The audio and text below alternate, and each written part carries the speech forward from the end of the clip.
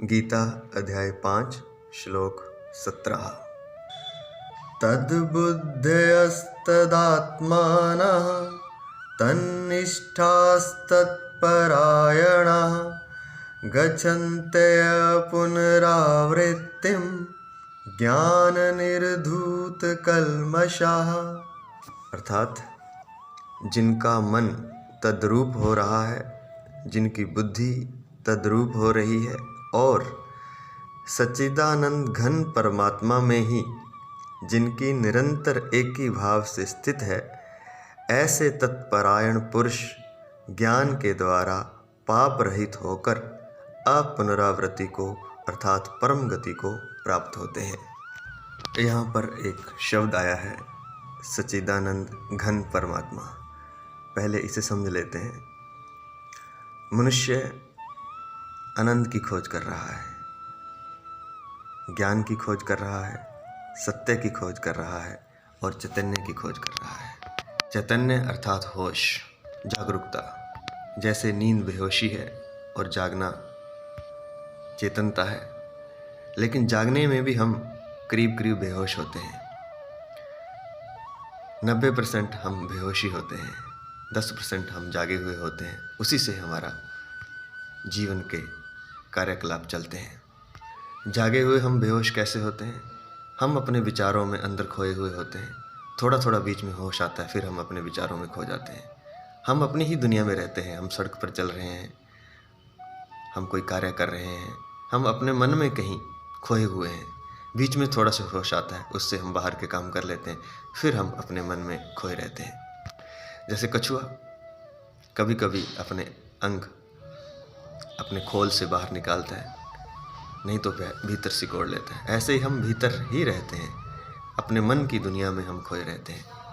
वह एक बेहोशी की अवस्था है, क्योंकि विचारों के साथ हम एक रूप हो जाते हैं। हम खो जाते हैं कहीं, जो सामने हमें दृश्य दिखाई दे रहा है उसके प्रति हम जागरूक नहीं होते, इसलिए वह है बेहोशी की अवस्था। तो मनुष्य चैतन्यता खोज रहा है ताकि पूरा चेतन होकर के वह जो भी सामने आया उसको समझ सके, देख सके, सुन सके, महसूस कर सके। लेकिन ऐसा होता नहीं। हम कोई फूल देख रहे होते हैं, पुष्प देख रहे होते हैं, उसकी सुंदरता देख रहे होते हैं, बस 2-4 सेकंड ही हम देख पाते हैं और फिर अपने विचारों में खो जाते हैं। यह है बेहोशी। तो होश की खोज मनुष्य कर रहा है और फिर आनंद की खोज कर रहा है। हर व्यक्ति आनंद चाह रहा है और किसी न किसी रूप में वह उसे प्राप्त करता है, चाहे वह गलत तरीके से करे, चाहे वह सही तरीके से करे, चाहे वह नशे में आनंद को खोजे, चाहे किसी संगीत में आनंद को खोजे। अलग अलग तरीके हैं आनंद को खोजने के, लेकिन खोज वह आनंद की ही रहा है। कोई धन कमा रहा है तो भी वह आनंद की ही खोज कर रहा है। कोई रूप के प्रति दीवाना है, मोहित है, वह भी आनंद के पीछे ही भाग रहा है। कोई स्पर्श के प्रति दीवाना है, वह भी आनंद की ही खोज कर रहा है। तो एक खोज है चैतन्यता की, होश की, दूसरी खोज है आनंद की और तीसरी खोज है सत्य की। क्योंकि हम देखते हैं झूठ ही बाहर फैला हुआ है, माया का एक फैलाव है जो कि पूर्णतः झूठ है, उसमें सत्य कहीं भी नहीं है। हमें लगता है कि सच वहीं कहीं होगा, लेकिन जब हम गहराई में जाते हैं तो हम पाते हैं कि सच वहाँ नहीं है। जैसे हम किसी से प्रेम करते हैं और हम सोचते हैं कि वह हमेशा हमें प्रेम करेगा। यह एक सत्य जो हम चाहते हैं कि ऐसा होगा, लेकिन हम जानते हैं कि ऐसा नहीं होता है। प्रेम भी असत्य हो जाता है। घड़ी 2 घड़ी के लिए होता है, कुछ समय के लिए होता है, उसके बाद फिर प्रेम का सत्य असत्य में बदल जाता है। अगर हम कहेंगे कि जीवन भर प्रेम चलता है, कई बार तो भी हम कहेंगे कि वह असत्य ही है, क्योंकि शरीर के मिट जाने से वह मिट जाएगा। तो वह सत्य नहीं है। जो चीज़ शाश्वत नहीं है वह सत्य नहीं है। जो चीज़ क्षण भर के लिए उदित होती है और फिर अस्त हो जाती है वह सत्य नहीं है।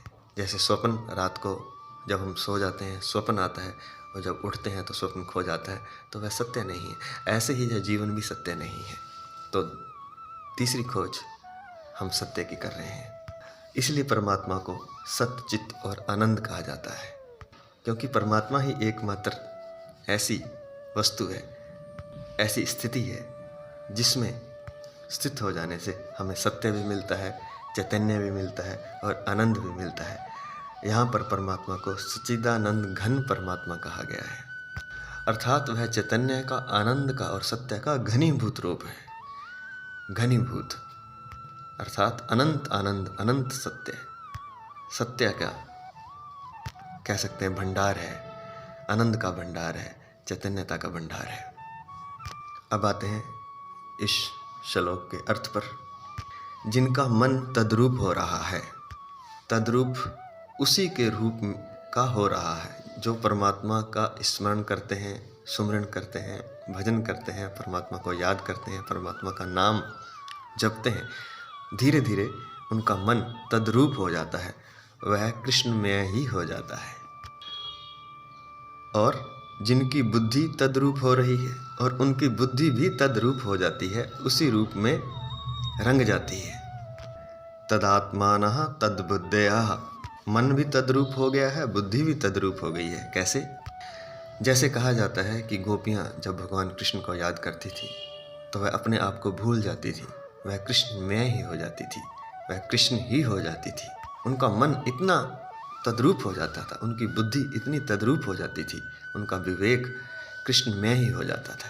अपने आप को वह भूल जाते थे, अपने आपे का विस्मरण हो जाता था, अपने आकार का, अपने विचारों का, अपने होने का भाव वह भूल जाती थी और कृष्णमय ही हो जाती थी। ऐसी स्थिति जब होती है तो हम कहेंगे कि उसका मन तद्रूप हो गया है, उसकी बुद्धि भी तद्रूप हो गई है। ऐसा जो परमात्मा में एक निष्ठ स्थित है, अर्थात उसकी निष्ठा, उसका समर्पण एक ही भाव से परमात्मा में स्थित है, जिसे यहाँ तन्निष्ठा कहा गया है। जिसकी निष्ठा एक ही भाव से सच्चिदानंद घन परमात्मा में स्थित है, दिए की लौ की तरह अविचल, जरा भी जिसकी निष्ठा नहीं हिल रही, जिसका मन नहीं हिल रहा, जिसकी बुद्धि नहीं हिल रही, दिए की लौ की तरह, जो परमात्मा में एक ही भाव से, अर्थात एक ही भाव है, परमात्मा के अलावा कोई दूसरा भाव नहीं है, परमात्मा के अलावा कोई विचलन बुद्धि में, मन में नहीं है, निष्ठा में नहीं है।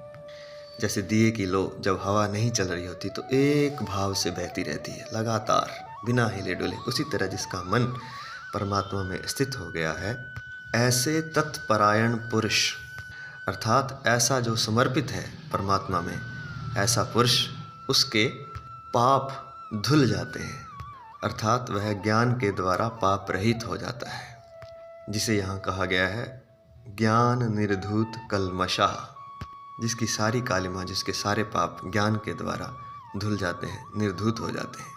और ऐसा पुरुष अपुनरावृत्ति को, अर्थात परम गति को प्राप्त होता है। अपुनरावृत्ति कहते हैं बार बार जन्म ना लेना। हम पुनरावृत्ति में जीते हैं, हमारी मृत्यु होती है, फिर जन्म लेते हैं, फिर मृत्यु होती है, ऐसा अनंत काल से चल रहा है, यह है पुनरावृत्ति। लेकिन ऐसा पुरुष जिसकी निष्ठा, जिसका समर्पण, जिसका मन, जिसकी बुद्धि परमात्मा में एक ही भाव से स्थित है, वह अपुनरावृत्ति को प्राप्त होता है, अर्थात जन्म मरण के बंधन से मुक्त हो जाता है और परम गति को प्राप्त होता है, अर्थात मोक्ष को प्राप्त होता है। जय श्री कृष्ण।